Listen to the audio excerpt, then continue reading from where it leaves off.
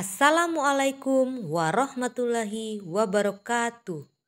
Salam dan bahagia Bapak Ibu Guru hebat. Saya Rizky Vidya, CGP Angkatan 10 Kabupaten Bangka Barat, Provinsi Kepulauan Bangka Belitung. Assalamualaikum warahmatullahi wabarakatuh. Terima kasih kepada Bapak Ibu yang sudah berkenan hadir untuk mengikuti kegiatan seminar Diseminasi Budaya Positif Modul 1.4 yang mana ini merupakan kegiatan aksi nyata saya dalam mengikuti pendidikan guru penggerak Angkatan 10. Dan bahagia untuk kita semua. Nah, sebelum kegiatan kita mulai, ada baiknya kita berdoa terlebih dahulu agar kegiatan kita hari ini mendapat berkah, mendapat manfaat untuk kita nanti. Ada yang bersedia untuk memimpin doanya? Ya.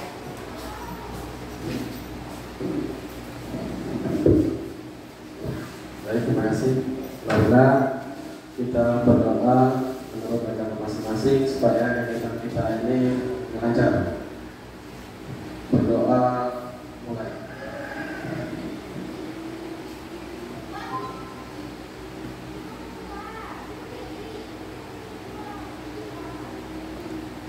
Selesai. Terima kasih.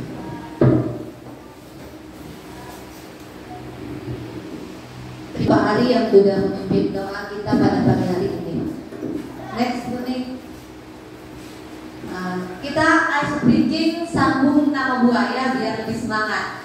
Jadi nanti ice breaking itu dimulai dari saya untuk menyebutkan nama buah. Contoh saya menyebutkan buah tin. Tin itu ujungnya apa? N. Jadi saya tunjuk nanti N, buah apa yang N? Ya. Contohnya kita coba ya. 1, 2, 3, naga. Bu Eli. A. Iya, A apa? Buah A. Iya. Nah, begitu ya. Paham? Dimulai dari kita mulai. Anggur, Pak Alim.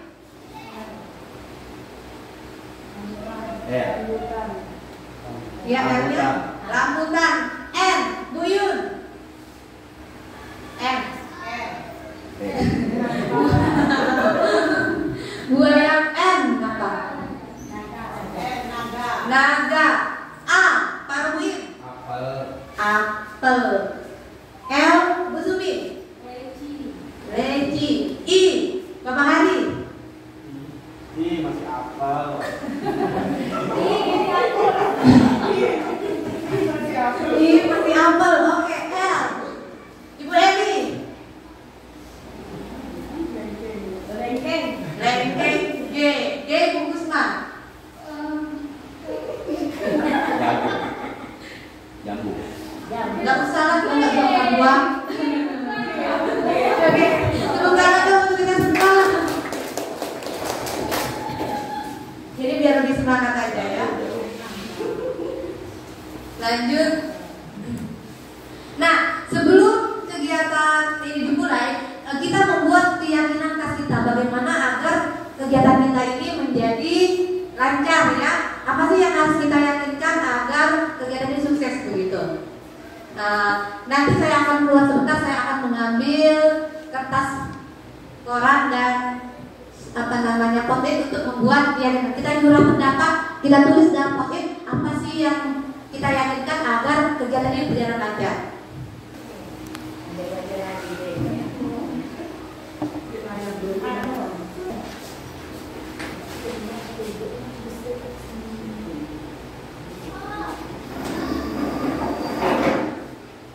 Nanti Bapak Ibu menempelkan apa yang menjadi keyakinan Bapak Ibu agar kegiatan ini berjalan lancar. Nanti kita tempel di sini.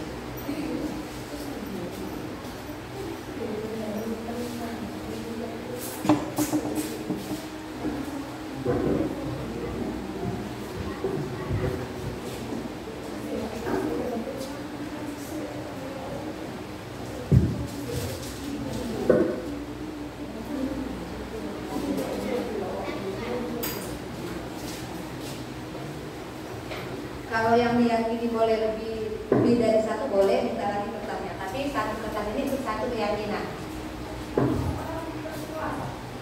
Iya, kesepakatan kelas, keyakinan kelas. Tulis apa saja yang ibu yakini, bapak ibu yakini agar kegiatan ini bisa berjalan dengan lancar.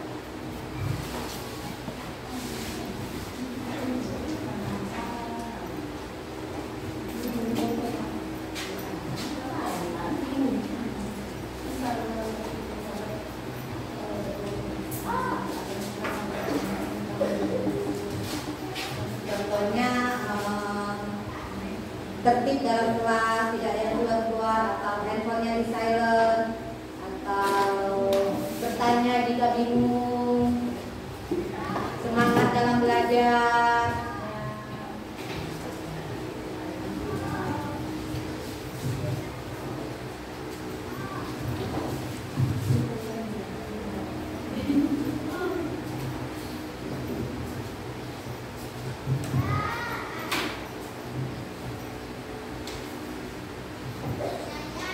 Kalau sudah boleh ditempel di kertas ini.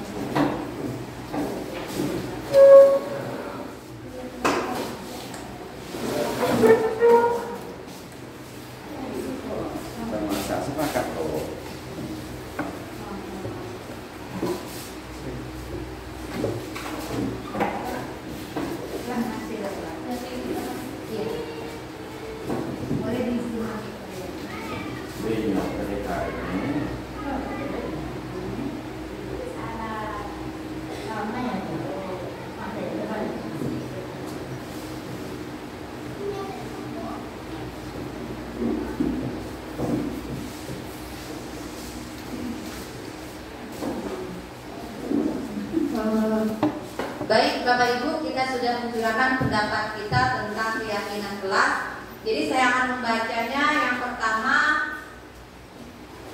bersemangat mengikuti kegiatan ini. Jadi keyakinan kelasnya harus semangat. Boleh dituliskan Ibu Uzma. Angkat tangan jika ingin bertanya. Jadi jangan ngomong dulu, angkat tangan dulu jika ingin bertanya. Semangat masih sama dengan yang tadi, bersemangat dan semangat mengikuti kegiatan dan sungguh-sungguh. Ya, disatukan saja. Kita ungkap berarti intinya sama, semangat ya. Kemudian disiplin dalam belajar.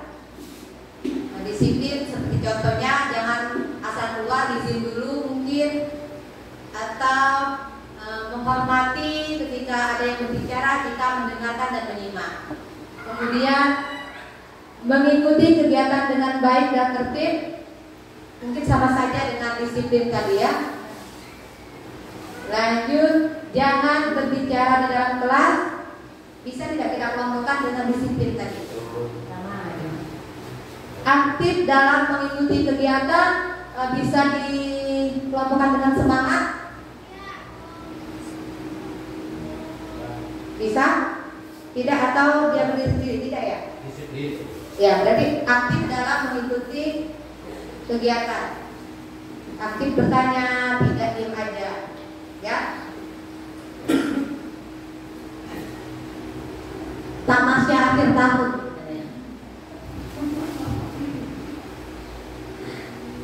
Etika dalam berbicara dan komunikasi, berarti ini apa ya? Sopan ya? Atau tertib, masuk tidak? Sopan santun atau kita tulis saja etika dalam berbicara.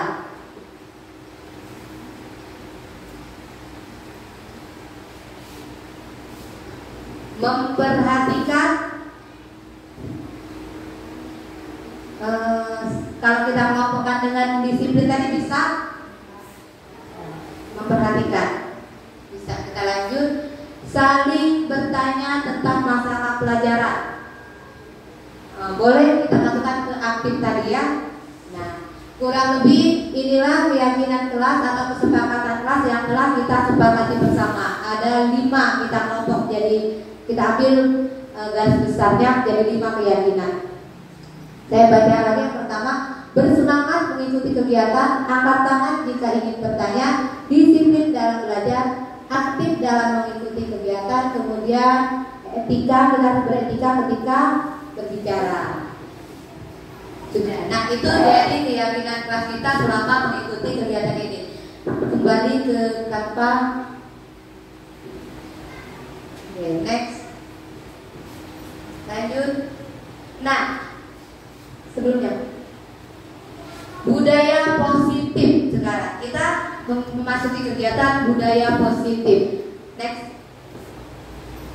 Apa itu budaya positif? Apa yang terlintas dalam pikiran Bapak Ibu jika mendengar kata budaya positif?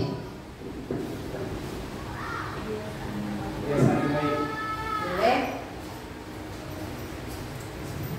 Apa Pak? Kebiasaan yang baik. Kebiasaan yang baik. Seperti contoh? Buang sampah tempatnya. Terus Berbicara sopan. Ya. Masuk kelas kalau sudah ada. Iya, benar. Lanjut, ada lagi yang ingin mengungkapkan tentang budaya positif? Kalau kita di sekolah kita sudah ada belum budaya positifnya? Sudah. Seperti yang tadi, ada lagi kalau pada hari Senin kita melakukan apa? Upacara, dan di akhirnya kita salam-salaman. Itu termasuk dari budaya positif yang ada di sekolah kita. Nah, budaya positif itu untuk arti yang lainnya adalah sebuah nilai kebajikan yang menjadi keyakinan dan pada akhirnya menjadi karakter atau ciri khas dari sebuah komunitas atau lembaga. Jadi itu budaya positif, nilai kebajikan yang nantinya menjadi keyakinan. Kalau sudah membudaya, berarti itu sudah menjadi keyakinan pada diri seorang. Ya, kita lanjut. Sekarang pertanyaannya, seberapa penting menumbuhkan budaya positif itu di lingkungan sekolah?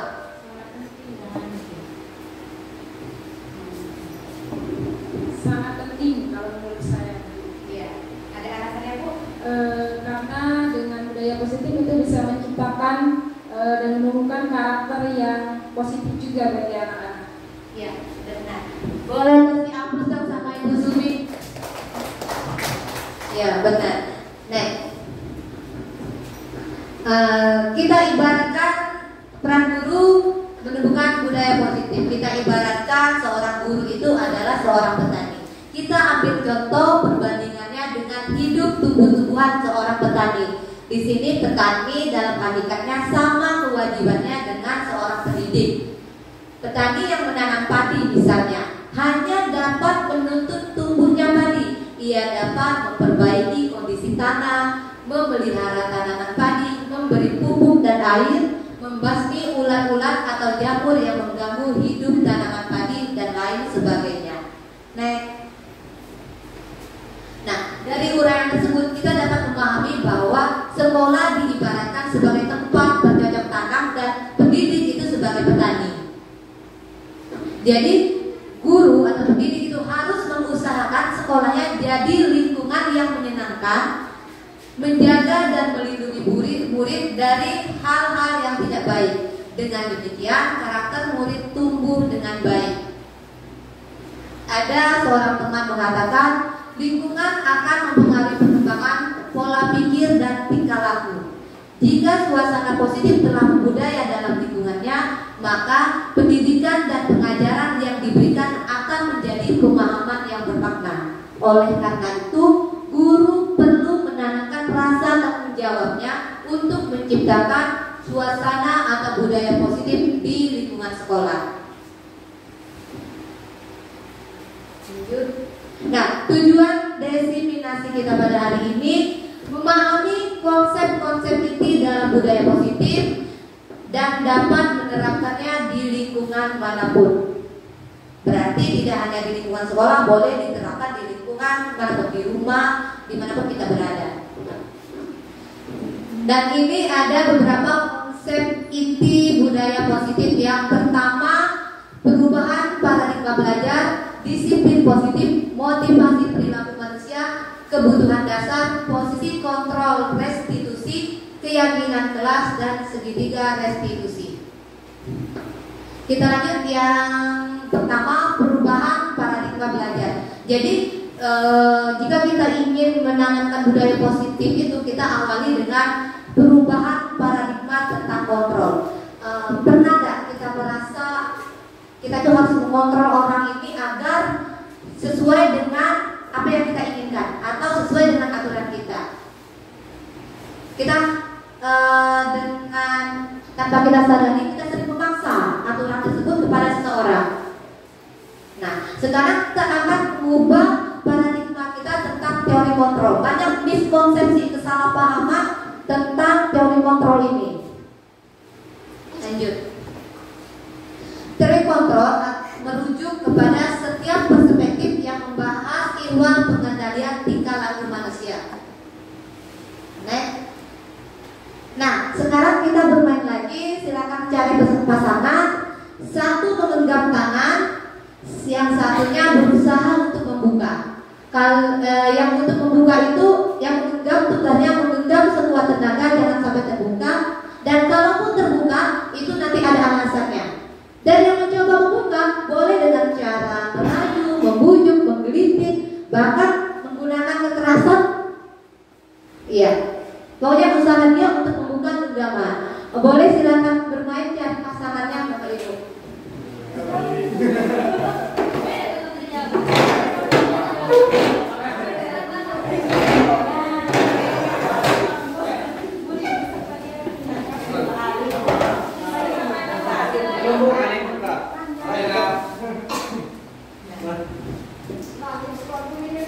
Sudah? Kita lihat Bapak. Nah, ya. Bapak Firdaus menggenggam dan Bapak Robuhin itu membuka. Silakan Bapak membuka.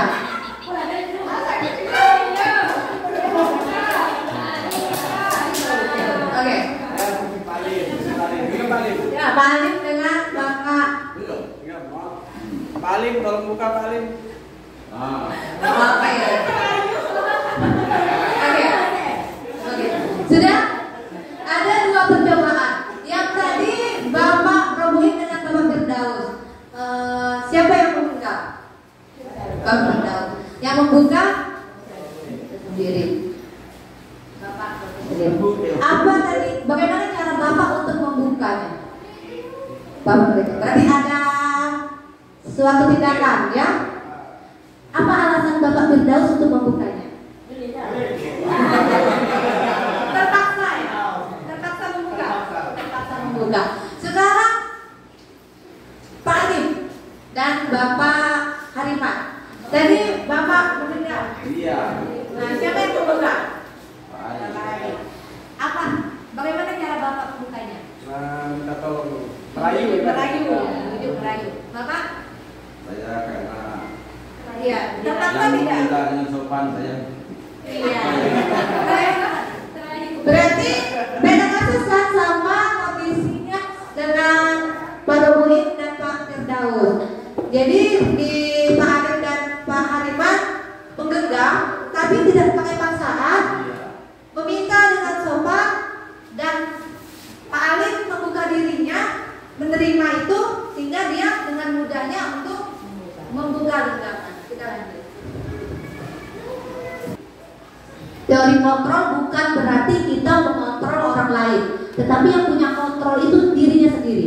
Seperti Bapak Firdaus, sebenarnya bukan Bapak Robo ini yang membukanya, tapi dia sendiri yang rela membuka karena dia tidak mau lagi dipaksa.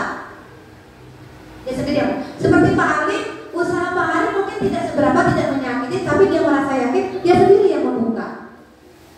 Jadi itu yang harus kita pahami dulu, bahwa teori kontrol itu bukan berarti kita harus mengontrol orang lain. Banyak sekali miskonsepsinya, ilusi tentang teori kontrol ini. Lanjut. Nah, yang pertama ilusinya atau miskonsepsinya itu guru mengontrol murid. Berarti itu kurang tepat. Lanjut, Bu Nik. Nah, ilusi guru mengontrol murid. Lanjut. Pada dasarnya kita tidak dapat memaksa murid untuk berbuat sesuatu jikalau murid tersebut memilih untuk tidak melakukannya. Ya, walaupun tampaknya guru sedang mengontrol perilaku murid, hal demikian terjadi karena murid sedang mengizinkan dirinya untuk mengontrol. Bisa saja tadi Pak Firdaus untuk tetap membuka tangannya apapun yang terjadi, dan bisa saja Pak Alif tidak mudah untuk membuka tangannya. Itu terjadi karena dia memang ingin saja pada saat itu. Lanjut. Ilusi bahwa semua perbuatan positif, efektif, dan bermanfaat. Mungkin Bapak Hari punya pikiran tadi pada saat merayu, perkataan-perkataan itu bisa membujuk. Padahal pada dasarnya itu hanya pada saat itu Pak Ali lagi mau saja untuk membukanya. Kemudian lanjut, ilusi bahwa kritik membuat orang merasa bersalah dapat menguatkan karakter. Nah, menggunakan kritik dan rasa bersalah untuk mengontrol murid menuju pada identitas gagal, karena itu hanya sementara. Kita maunya mereka ini selamanya sesuai dengan apa yang sudah nilai-nilai kebajikan yang sudah mereka yakini. Ilusi lagi bahwa orang dewasa memiliki hak untuk memaksa. Banyak orang dewasa yang percaya bahwa mereka memiliki tanggung jawab untuk membuat murid-murid berbuat hal-hal tertentu. Apapun yang dilakukan dapat diterima selama ada sebuah kemajuan pada murid tersebut berdasarkan sebuah pengukuran kinerja. Pada saat itu pula orang dewasa akan menyadari bahwa perilaku memaksa tidak akan efektif untuk jangka waktu yang panjang, dan nantinya akan timbul sebuah hubungan permusuhan yang akan terbentuk. Ya. Nah, berdasarkan beberapa penelitian tentang teori kontrol, semua perilaku manusia pasti memiliki tujuan. Begitu pula dengan perilaku siswa. Bahkan sebuah kesalahan yang dilakukan siswa pasti memiliki alasan. Alasan tersebut bisa disebut dengan pemenuhan kebutuhan dasar manusia. Apa alasannya? Kita lanjut. Nah, itu sebagai pemenuhan kebutuhan manusia. Ada 5 kebutuhan manusia. Yang pertama untuk bertahan hidup. Alasan mereka melakukan sesuatu itu. Kemudian mereka butuh kasih sayang atau perhatian. Mereka butuh kebebasan. Mereka butuh kesenangan ketika mereka melakukan itu. Dan mereka butuh penguasaan. Mereka merasa berkuasa. Nah, jadi kita harus mengubah pandangan kita tentang teori kontrol dari teori stimulus respon, kita ubah ke teori kontrol atau teori pilihan. Yang pertama, kalau kita lihat dari stimulus respon, kita mencoba mengubah orang agar berpandangan sama dengan kita. Satu peraturan yang kita anggap baik, kita memaksa orang. Tetapi kita ubah pemikiran kita yakinkan bahwa kita berusaha memahami pandangan orang lain itu tentang dunia itu berbeda, tidak semua sama. Kita memahami pandangan orang lain tentang dunia, sama tidak? Kita harus tahu dulu tentang itu, bahwa kita tidak punya pandangan yang sama. Selanjutnya, perilaku buruk dilihat sebagai suatu kesalahan. Kita ubah pandangan kita tentang itu. kita ubah menjadi semua perilaku itu memiliki tujuan. Apa tujuannya dia berbuat begitu? Kita coba tenangkan diri, kita tanya. Walaupun itu kesalahan, pasti kesalahan itu ada tujuannya. Next.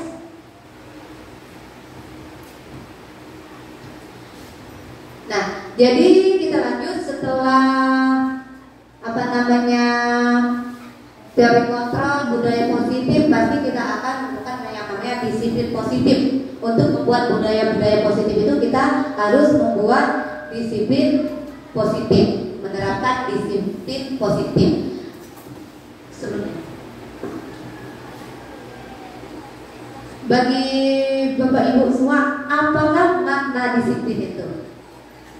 Ada yang ingin mengemukakan pendapatnya? Alat kontrol.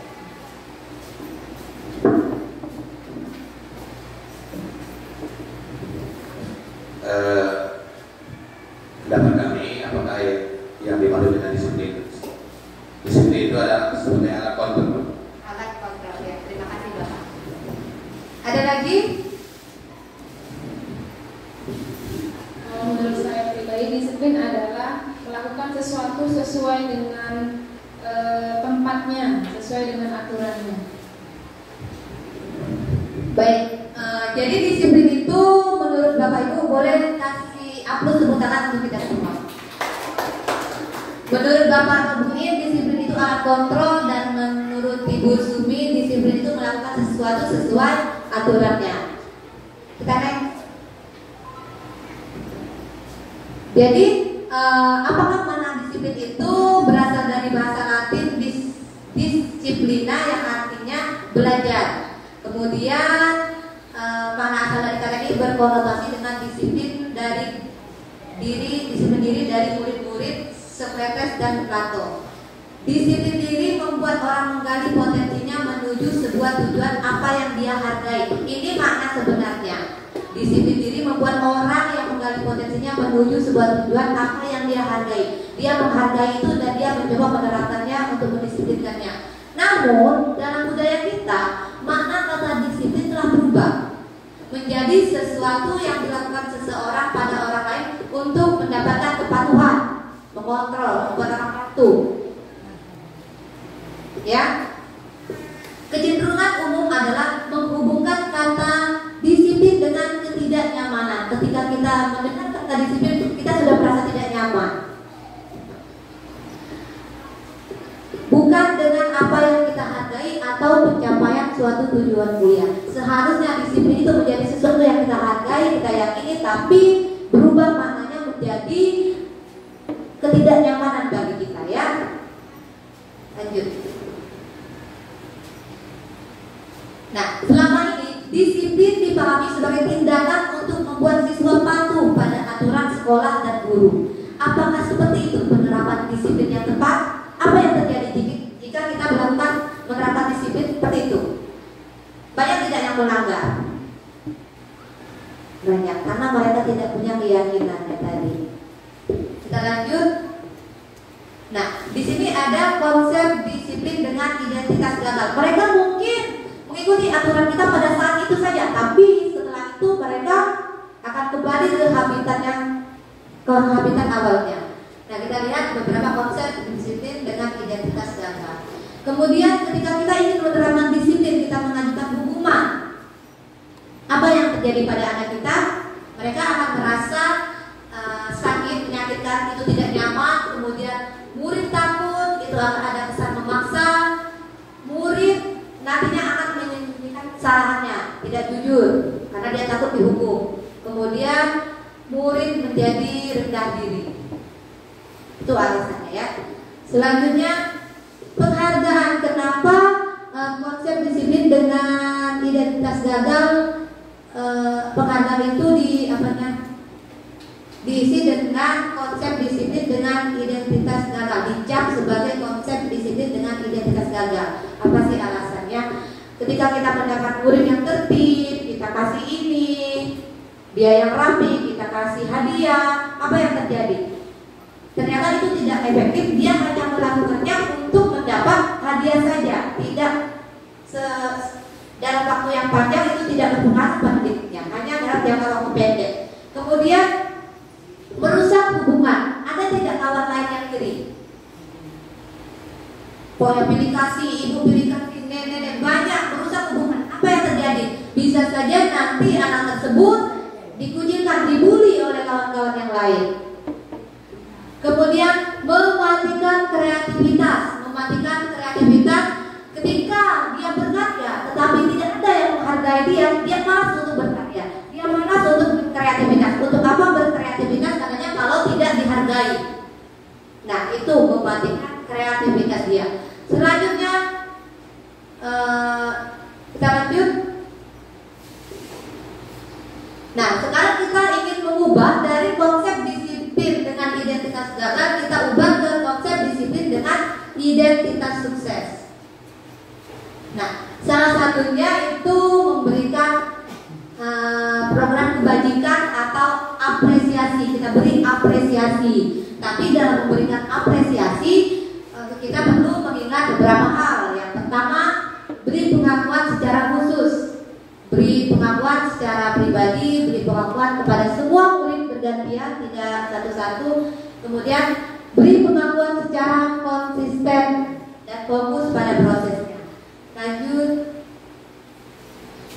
Nah, contoh pengakuan apresiasi kebajikan.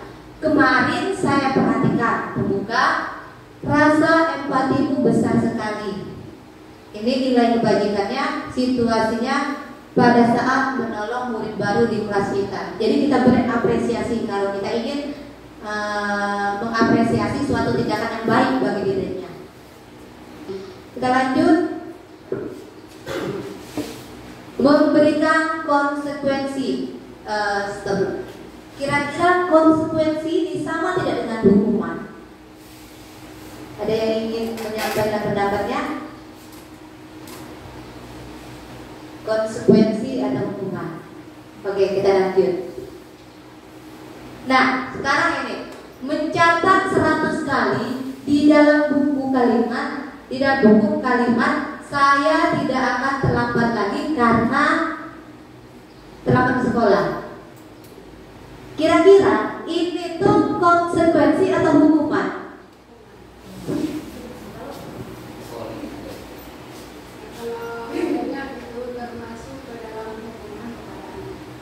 Terima kasih, Bu. Iya, menurut Ibu Rohani ini adalah hukuman kepadanya. Kita lihat, ya, ternyata itu hukuman.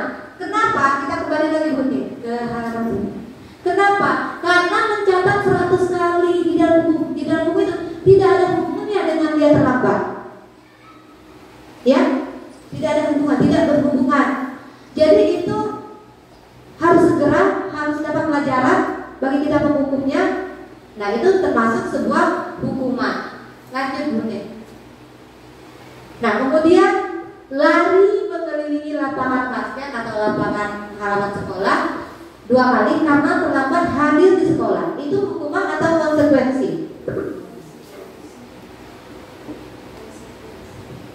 Kita pikir, ketika dia lari mengelilingi lapangan, apakah ada hubungan dengan terlambat sekolah?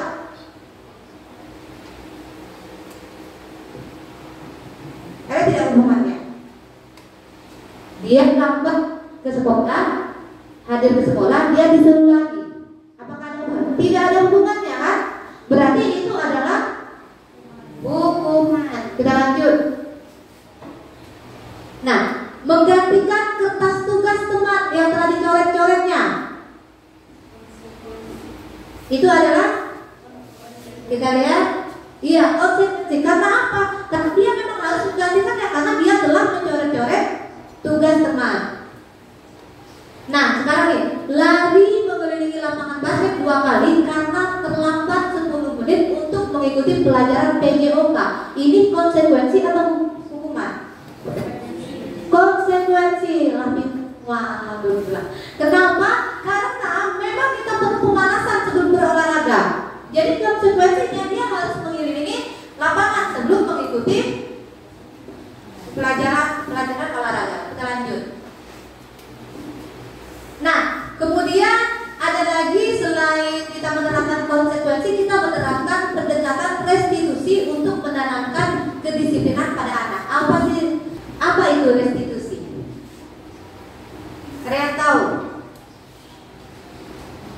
Kita lanjut.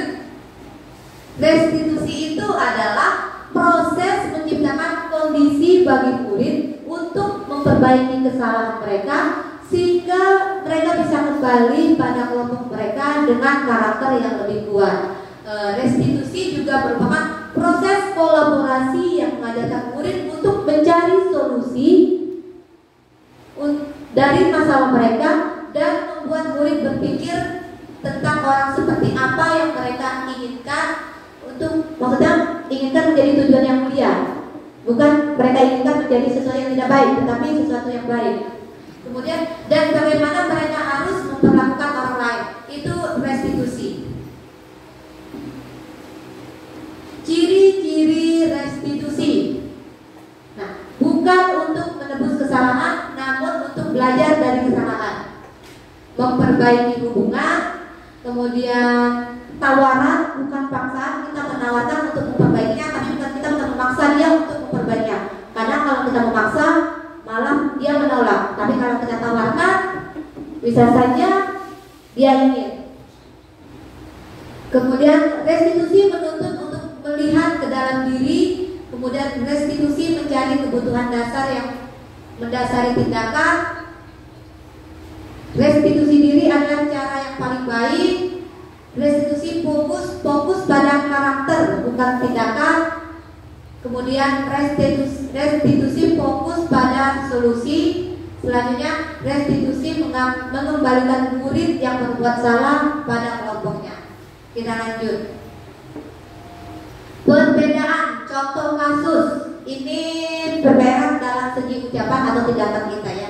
Contoh kasus siswa yang sering tidak mengerjakan PR. Kalau dari segi hukuman, guru menghukum siswa tersebut hormat bendera selama 10 menit. Ada hubungannya tidak dengan tidak mengerjakan PR? Tidak ada. Berarti itu adalah hukuman. Konsekuensinya, kalau kita lihat dari konsekuensi, apa tindakan guru?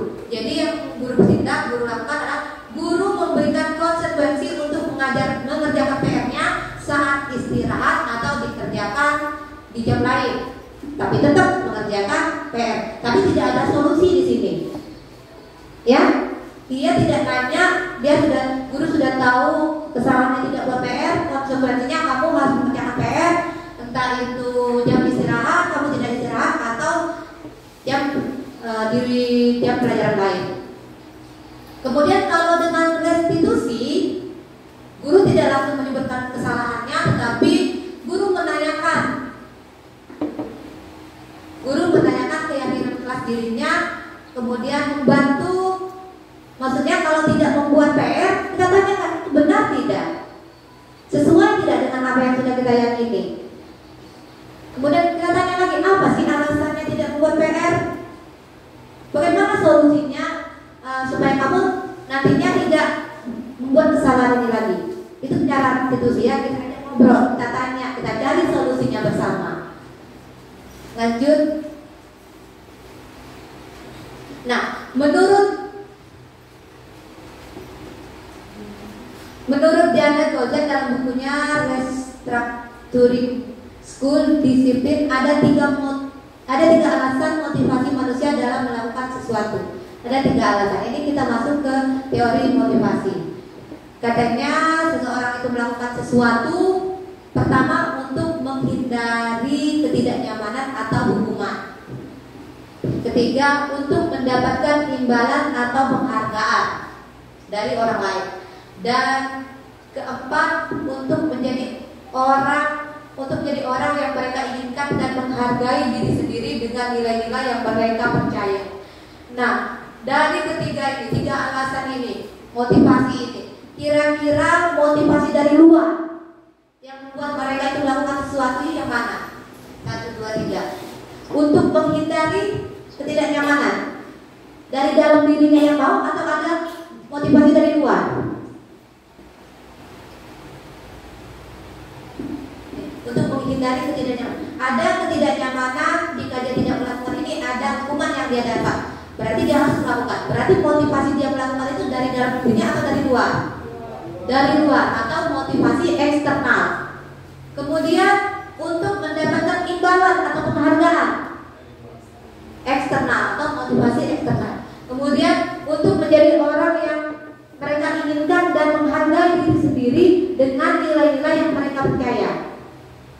Dia melakukan suatu kebajikan itu dari dirinya sendiri. Dia percaya nilai itu baik dan dia menghargai dirinya sendiri. Itu motivasinya dari mana?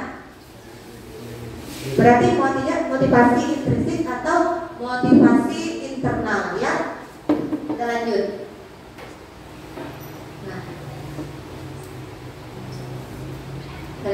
Nah, sekarang kita masuk ke 5 posisi kontrol. Jadi untuk menerapkan budaya positif, disiplin positif, kita masuk ke 5 posisi kontrol.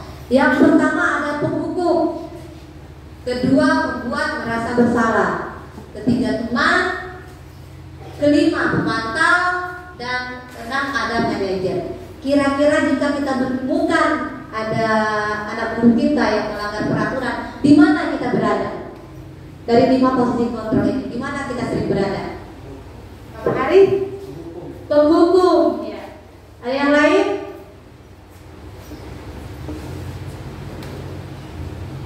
Ada yang jadi manajer atau pembuat merasa bersalah?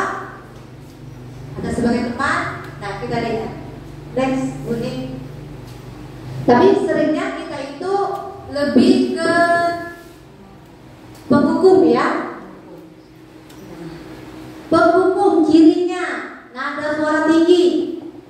Tinggi dah nada suaranya. Bahasa tubuh mata melotot dan jadi menunjuk-nunjuk menghardik. Itu ciri dari seorang penghukum.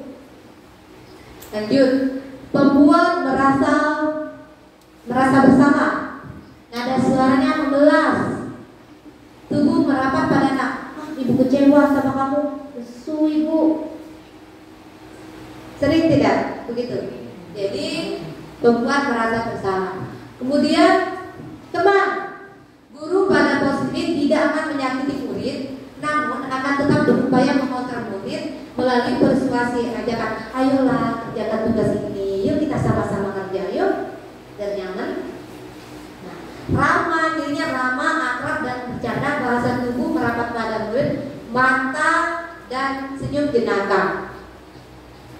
Pemantau, nada suara datar, bahasa tubuh yang formal. Seorang pemantau sangat mengandalkan perhitungan catatan, ada data, fakta, bukti. Nanti dia akan memberikan konsekuensi, tapi berdasarkan fakta data yang ada. Itu pemantau. Lanjut. Dan manajer, nada suara tulus, bahasa tubuh tidak kaku, mendekat ke murid.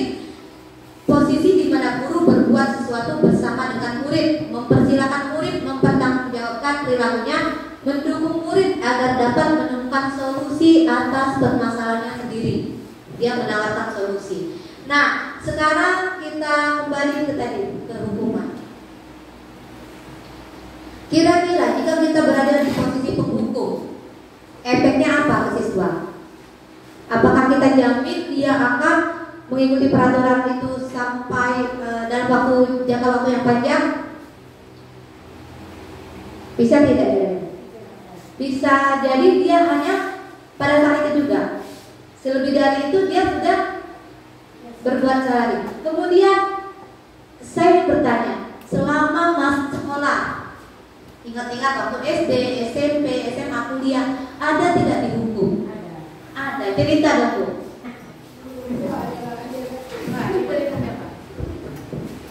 Hukum kalau tidak tahu dengan syarat perkalian, itu dihukum. Perkalian dari perkalian 2. Jadi dihukum di depan kelas. Tempo kami dulu masih pakai libes. Pakai lidi. Ya, tidak tahu. Tapi setelah itu disuruh dapat. Kalau dia apa? Tadi dia apa di depan, besoknya sudah apa? Nah, itu berarti kita bersemangat. Tapi perasaan ibu pada saat dihukum macam mana, Bu? Kecewa. Ya. Teringat tidak siapa guru yang menghukum ibu? Ada, tapi lah almarhum. Maaf saya, Nah. didenda? Ada. Ya.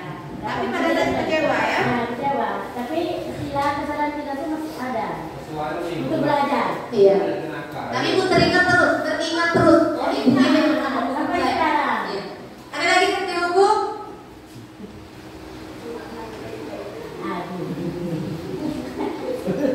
Semuanya. Tidak teringat, kalau saya ada.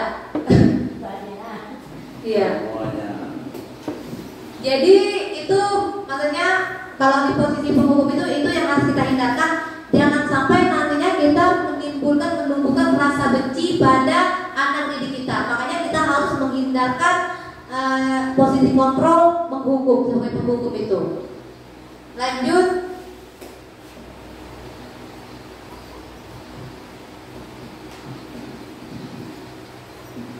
Masih ke yang kedua. Pembuat merasa bersalah. Pembuat merasa bersalah, cirinya tadi kita menggunakan kata rayuan tadi sering kita lakukan, tapi ada tidak maksudnya manfaatnya dari itu? Apakah murid juga akan mentaati peraturan setelah kita membuat dia merasa bersalah? Mungkin dia akan takut, menutup diri.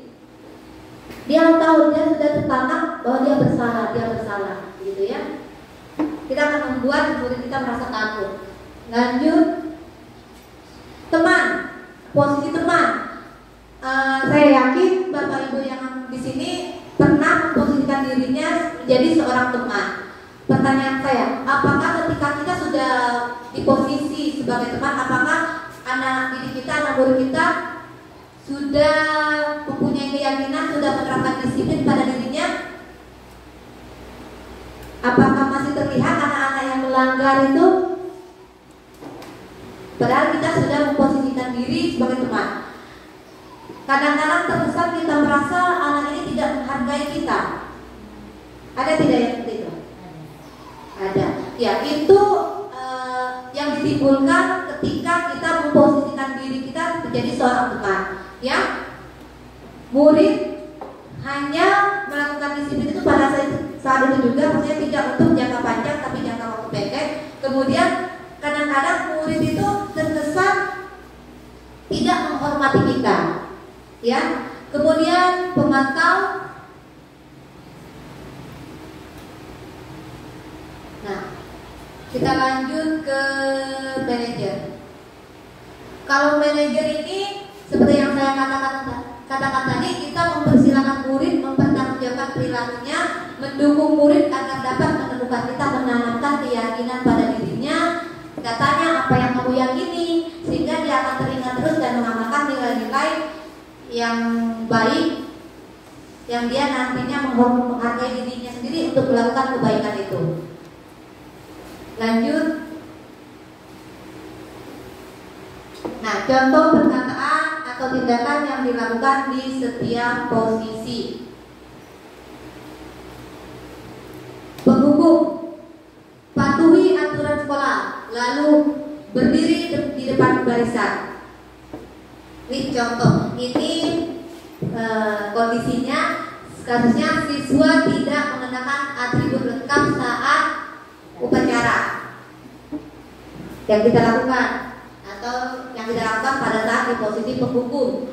Patuhi aturan sekolah, lalu berdiri di depan barisan. Kemudian pembuat merasa bersalah. Berapa kali Bu Guru harus memberitahu kamu, Bu Guru kecewa sama kamu.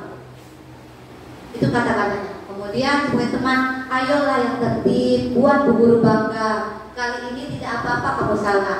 Ada kata persuasi, ada itu ciri-ciri dari seorang teman. Posisi kontrol seorang teman. Kemudian pemantau, kamu sudah melanggar apa peraturan dan konsekuensinya. Ini dari pemantau, ada aturan, dia mempunyai bukti, fakta, kemudian dia memberikan konsekuensi. Kemudian manajer, kalau kita berada di posisi manajer, kita akan menanyakan apa yang menyebabkan kamu tidak memakai atribut bagian lengkap. Kita tanya dulu apa penyebabnya. Pasti sesuatu tindakan kesalahan itu ada tujuannya.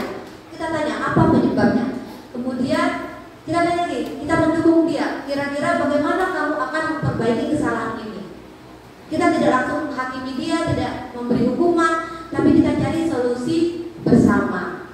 Ya. Jadi dari kelima posisi kontrol ini, kira-kira kita itu yang banyak kita berada di posisi apa? Hah? Pemantau atau manajer? Iya.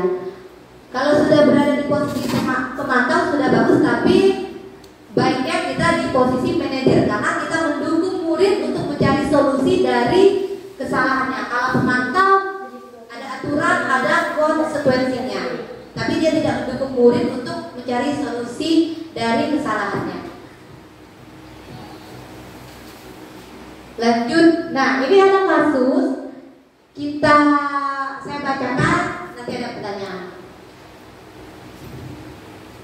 Guru matematika dan wali kelas 8, Ibu Santi sakit sehingga tidak dapat masuk dan mengajar.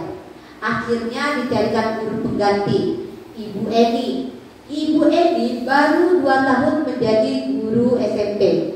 Beberapa murid perempuan, Pipi dan Natali, mengetahui hal ini dan mulai menggunakan kesempatan dan bersikap seenaknya, tertawa dan tidak mengindahkan kehadiran Ibu Eni. Ibu Eni mencoba menyapa Pipi dan Natali dengan ramah sambil mengingatkan mereka untuk tetap fokus pada pengajaran pengerjaan tugas. Ayolah, tugasnya dikerjakan. Nanti ibu ditegur bapak kepala sekolah kalau kalian tidak kerjakan tugas.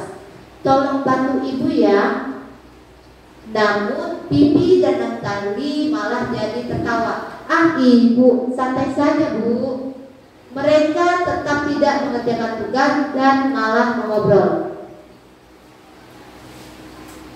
Keesokan harinya, Ibu Santi memanggil Pipi dan Natali serta menanyakan tentang laporan Ibu Eni. Ibu Santi menanyakan apakah mereka bersedia memperbaiki permasalahan yang ada. Pipi dan Natali sempat ragu-ragu dan membela diri, namun pada akhirnya mengatakan akan meminta maaf. Ibu Santi menanggapi bahwa tindakan itu boleh saja dilakukan bila mereka sungguh-sungguh ingin meminta maaf. Namun Ibu Santi menanyakan kembali apa yang mereka bisa lakukan untuk menggantikan rasa tidak dihormati Ibu Santi. Baik Pipi maupun Natali mengakui bahwa perilaku mereka tidak sesuai dengan keyakinan kelas. Ibu Santi melanjutkan kembali apa yang akan mereka lakukan untuk memperbaiki masalah. Apakah ada gagasan? Lanjut.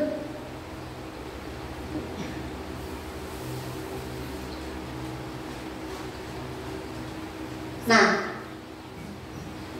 sudah pertanyaannya tadi siapa di sana? Guru siapa yang tidak masuk? Ibu Santi digantikan oleh Ibu Eni. Apa yang terjadi ketika Ibu Eni yang masuk?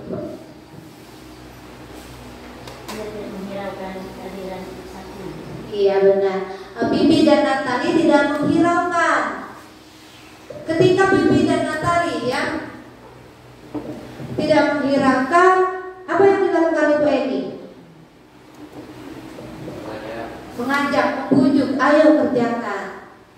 Nah, pertanyaannya, dalam kasus di atas, posisi apakah yang telah diambil oleh Ibu Eni dalam menangani Pipi dan Natali? Jelaskan jawaban.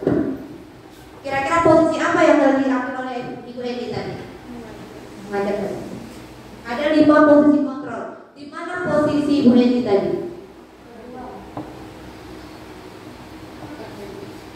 Ada penghukum, pembuat merasa bersalah, ada teman, ada pemantau, dan ada manajer. Dari 5 itu, di posisi mana Ibu Eni berada?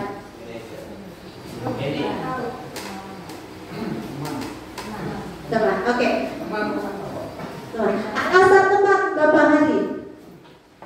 Alasannya teman. Menurut saya karena dia memberitahu kalau itu tidak dikerjakan, gurunya mendapat teguran. Dia mengajak dia kerja. Jadi posisi sebagai teman kita. Iya. Ya benar Pak Arya. Jadi Ibu Eni tadi sudah mengambil posisi sebagai teman karena ada kalimat ajakan, ayo. Dia tidak marah, tapi dia mengajak anak muridnya. Itu posisi teman. Apa yang terjadi pada Ibu Eni ketika dia mengambil posisi teman itu? Perilaku apa yang didapatkan Ibu Eni dari anak muridnya?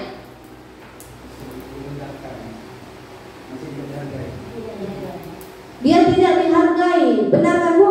Muridnya tidak menghargai dia kalau dia memposisikan diri sebagai teman. Nah, kemudian lanjut.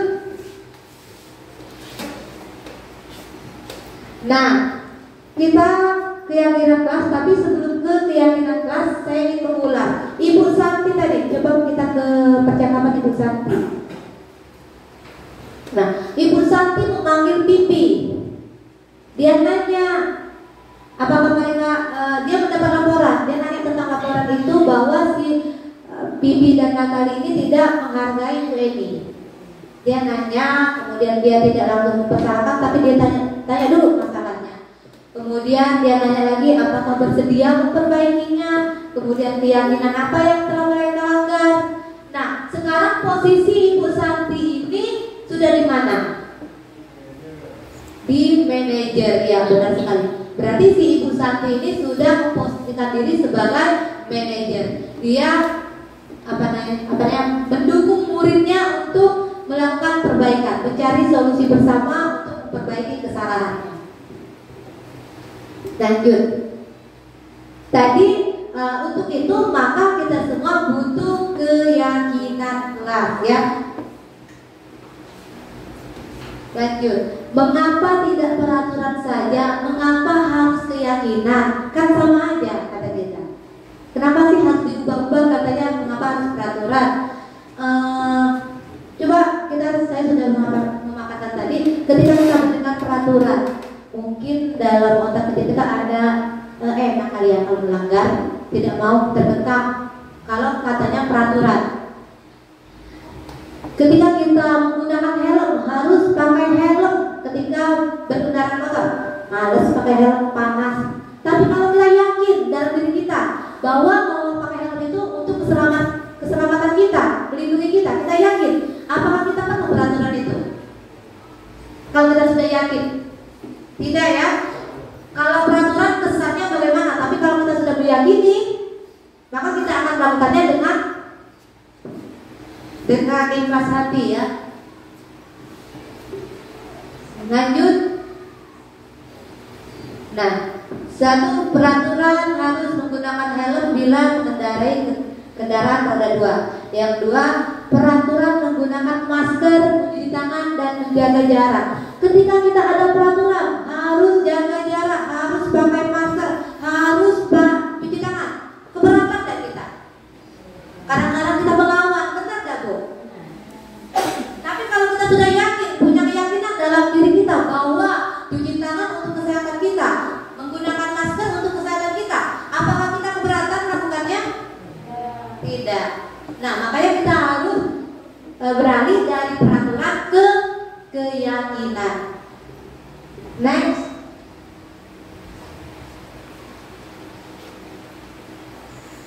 Nah, alasan kita untuk menggunakan keyakinan bukan peraturan itu mendukung motivasi internal dalam diri kita. Kalau peraturan mungkin yang ada itu dari luar, motivasi dari luar kita melakukannya. Kita takut dimarah, ada hukumannya jika tidak melakukan. Tetapi kalau sudah tumbuh motivasi internal dalam diri kita, maka kita melakukan itu berdasarkan keyakinan diri kita sendiri tanpa paksaan. Lanjut, belum nanti Bu. Nah, kemudian keyakinan lebih menggerakkan seseorang dibandingkan mengikuti serangkaian peraturan-peraturan. Lanjut.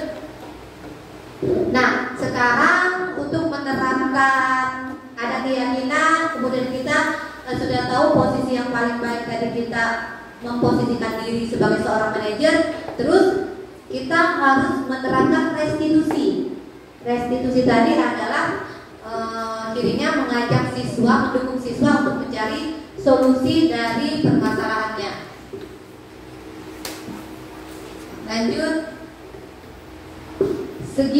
ketiga, restitusi. Suatu proses dialog yang dijalankan guru atau orang tua agar dapat menghasilkan murid yang mandiri dan bertanggung jawab. Kita lakukan restitusi, kita berdialog dengan siswa. Lanjut.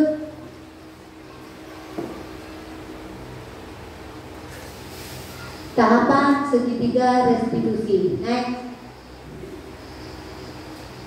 Yang pertama itu menstabilkan identitas. Tanya masalahnya apa, bagaimana, tanya dulu. Kemudian lanjut, validasi tindakan yang salah. Kita validasikan bahwa tindakan itu memang salah, tetapi pasti ada tujuannya, pasti ada alasannya. Mungkin dia benar melakukan itu walaupun di mata kita salah. Bagi dia itu tindakan dia yang paling benar. Kita validasikan itu tindakan yang salah. Kemudian menanyakan keyakinan. Ada keyakinan yang kita tanamkan pada dirinya. Jadi sebelum kita melakukan restitusi, kita membuat keyakinannya itu.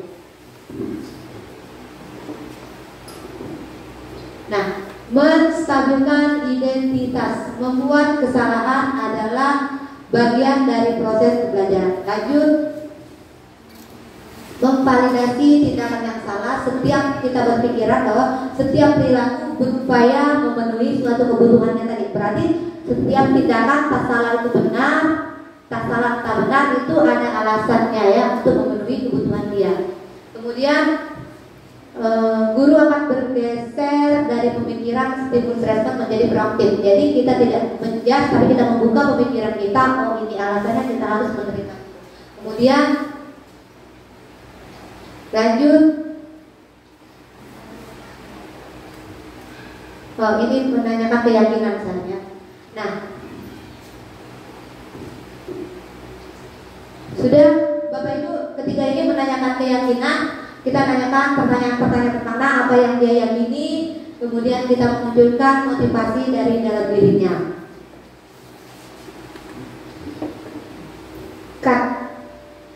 Lakukan. Oke, matikan dulu.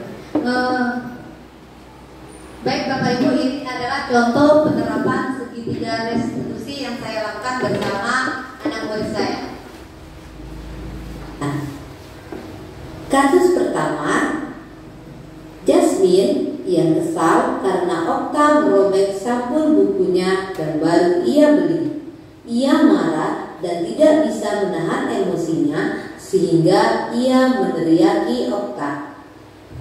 Berikut skenario penyelesaian masalah Jasmine.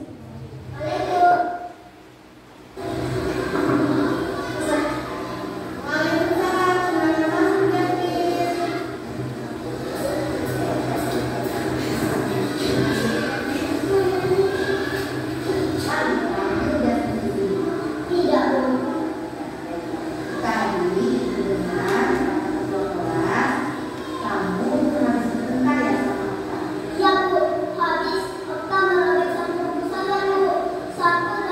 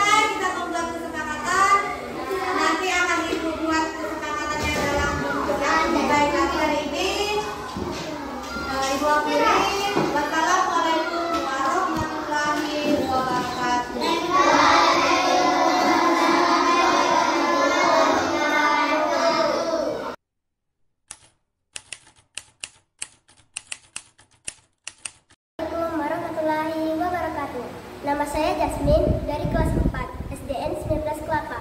Saya senang sekali diajak diskusi dengan ibu guru untuk dapat mengendalikan amarah karena perilaku teman sekelas saya. Dadah. Assalamualaikum warahmatullahi wabarakatuh. Nama aku Fania, aku dari kelas 4. Kami senang sekali diajak diskusi dengan ibu guru untuk menemukan solusi atas kesalahan yang telah kami lakukan. Kami tidak akan lagi mengobrol di dalam kelas dan menghormati guru yang sedang mengajar. Supaya hal ini tidak terjadi lagi, kami akan selalu mengingat keyakinan kelas yang telah disepakati dan mengingat manfaat yang akan didapatkan dari keyakinan kelas yang kami amalkan.